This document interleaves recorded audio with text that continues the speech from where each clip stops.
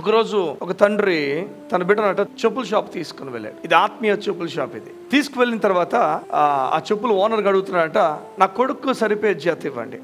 వెంటనే తండ్రి అన్నాడు, ఇదిగో నాన్న అది తీసుకో అని చెప్పి అబ్రామ్ చెప్పుల్ని వేసుకోమని చెప్పాడు. అప్పుడు వెంటనే అక్కడ కూర్చున్న ఓనర్ అన్నాడు, సరిపోవు ఈ చెప్పులు మీ కొడుక్కి. తర్వాత పోలండి ఇస్సాక్ చెప్పులు వేయండి అని అడిగాడట. అవి కూడా సరిపోవు. నోవా చెప్పులు వేయండి పోనీ, అవి సరిపోవు. పోనీ అబ్రామ్ చెప్పులు కాకుండా ఇస్సాక్ కాకుండా యాకోబుది వేయండి, అది సరిపోలే. పోనీ శిష్యుల్లో మొదటి శిష్యుడు పేతురు చెప్పులు వేయండి, అవి సరిపోలే. మరి ఏమి సరిపోతాయా మా వాడికి అని అడిగితే లోపలికి వెళ్ళి ఒక జత, అందమైన జత తీసుకొచ్చాడట. ముందు పెట్టి చెప్పాడట, ఇది సరిపోతుంది.